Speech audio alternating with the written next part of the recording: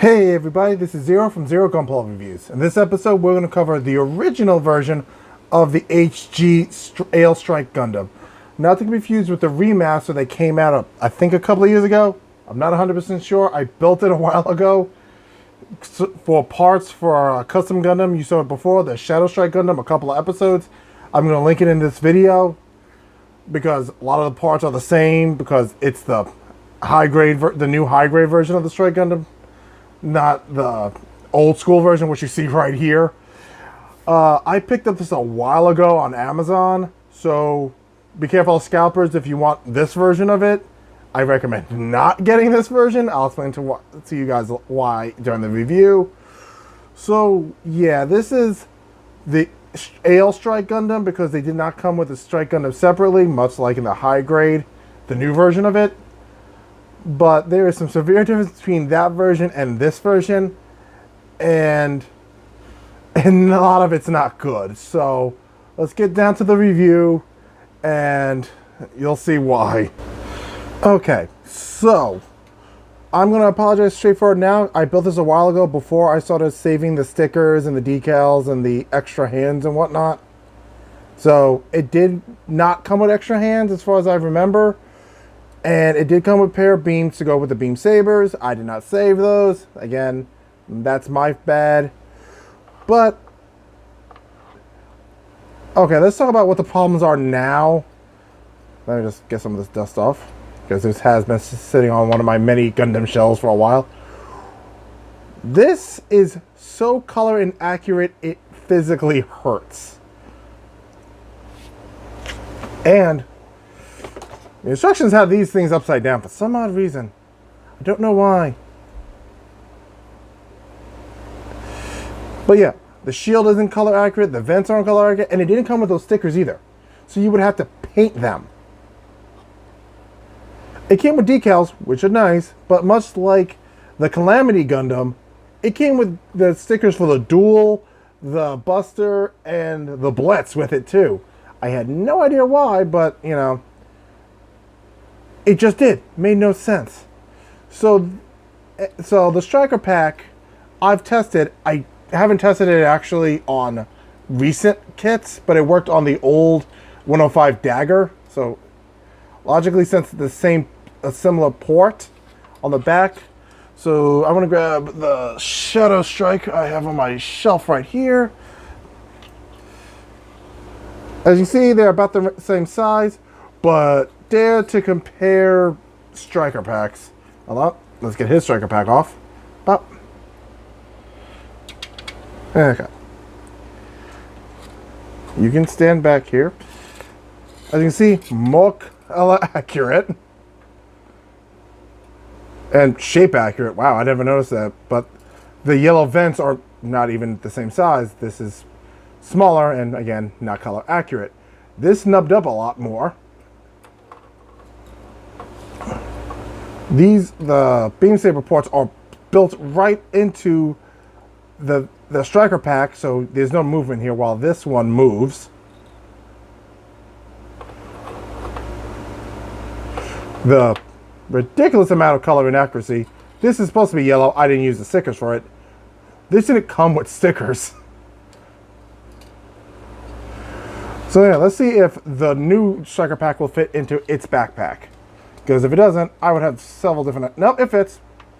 So yeah, if you do have the inferior one, though I do recommend if you're going to get a non-perfect version of the Strike, I say get the entry grade, because I got it and it's a solid Strike counterpart, so it's not perfect, but it's better than this. So let's put this guy's backpack on, back on the right guy, before I accidentally taint him with the awfulness, which is the other dudes. Okay. So, we announced how bad the backpack is. It also comes with, it doesn't fit any regular stands, but it does come with an adapter piece. So, that's annoying, because now this kind of floats back here. And by float, I mean it goes one direction. I don't know why it doesn't go to the other side. It just sits there. Weird. Okay, so also the seam seam lines are horrendous on this. I mean, look here, here, and the arm, the back of the legs. This old technology is really bad. And that's saying something. The Calamity is from this generation and it's better than this. So, like I said, color and accuracy, atrocious. Articulation, yeah.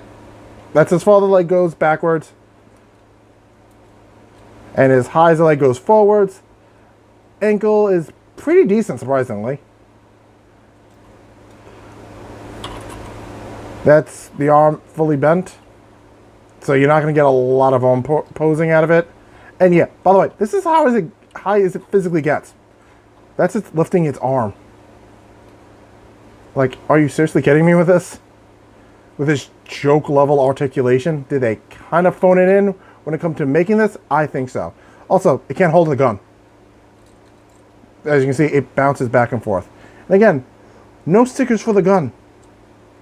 It had stickers for the eyes, the camera, and I believe, and of course the decals. I don't remember if it had stickers for anything else. And that's really kind of disappointing. Like, compared to today's technology on this stuff, this is archaic and bad. And I've built some old Gundams. The oldest one I have is the Death Scythe EW Hell Custom, and that isn't even as bad as this. And that's older. It's like they really phoned it in, and I'm really disappointed for it. I'm glad I got the upgraded one and the Dagger L, which is still better than this. I'll review that in the future too. But all in all, it looks cool. I will not deny that because I do like the Strike Gundam and how it pretty much looks like the cooler brother to the OG, Granddaddy Gundam. But while this can be found cheaper than sometimes the quote-unquote remaster, aka the new version of it, shell out the extra money for the new version. That's not a joke. That's not making fun of anything. It is be money well spent. Or if you feel like, saving some cash and getting a decent kit, get the entry grade. Seriously, it would be a better use of money. Instead of you wasting it on this, while cool looking, because decals are always awesome, hunk of plastic. So let's get into the review. Let's go summarizing this thing, and yeah. So, all in all, bad. This is just a bad kit. I wish it was better, but it's not. It's littered with seam lines that it marks up way too easily. Again, Calamity came out maybe a few months after this, and it's infinitely better. The remake is better. The entry grade, which is supposed to be the base of base Gunpla building, is 1,000 times better than this. So, all in all, save your cash, avoid the old school, unless you want it to own it, saying, I have all the original box art from the original run of the Strike Gundam, of the Gundam Seed run, and the newer stuff. Great. But I honestly would not feel comfortable saying, oh, buy it because it's fun. It's not even fun. It was an okay build, but all in all, it was not a good Gunpla. So, yeah. All in all, bad. You'll need paint. You'll need glue. You need the Tamaki cement to seal up the seam lines.